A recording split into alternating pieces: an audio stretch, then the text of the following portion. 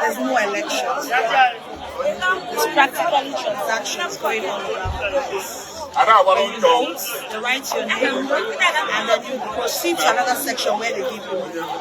Oludije fún Egbe Oselu AAC ti pé Tita Ati Rira Ibo ní Ogbile Nibi Eto Idibo ìpínlẹ̀ Anambra.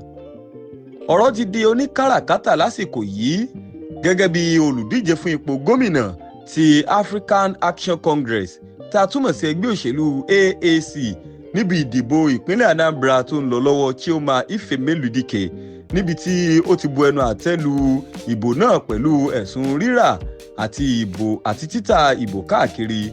Nínú fọ́nrán kan tí ó fi sí ojú òpó Instagram rẹ̀ ní ọjọ́ òní, ibẹ̀ ni Ifemeludike ti fi ẹ̀sùn kàn pé díẹ̀ nínú àwọn olùdìbò ni ó ń ta ìbò wọn pẹ̀lú owó tí a mọ̀ sí $3,000 àti $5,000 náírà lákòókò tí àwọn aṣojú wọn fi imú fínlẹ̀.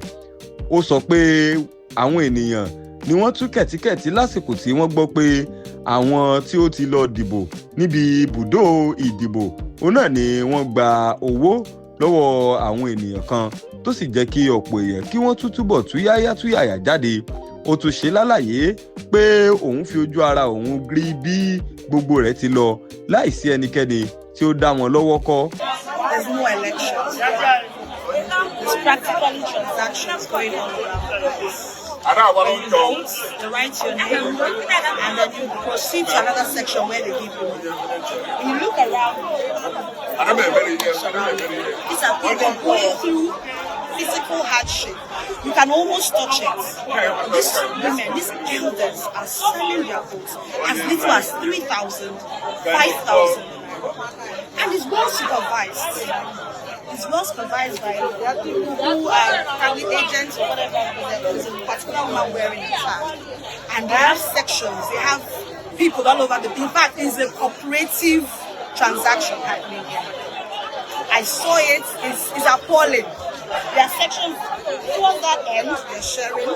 Towards the other end, they're sharing. They have people, positioned at this point. I don't even feel it's safe. Ó tún béèrè pé irú orílẹ̀-èdè wo òun náà ni a wà yìí tí gbogbo ìṣẹ̀lẹ̀ báyìí ń ṣẹlẹ̀ tí kò sì sí ẹnikẹ́ni láti sọ ọ̀rọ̀ lórí rẹ̀.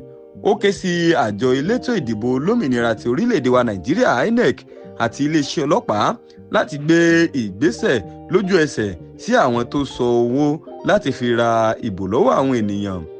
Bẹ́ẹ̀ ni ó tún ṣe lálàyé nínú àpilẹ̀kọ mìíràn wípé ìwà títà àti rírà ìbò ni ó yẹ kí òfin wà fún.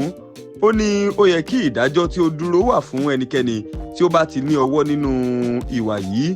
Ó tún pé àwọn olóṣèlú tí wọ́n bá rí ọwọ́ wọn níbẹ̀ náà ni ó yẹ kí wọ́n máa fi ẹ̀wọ̀n jura.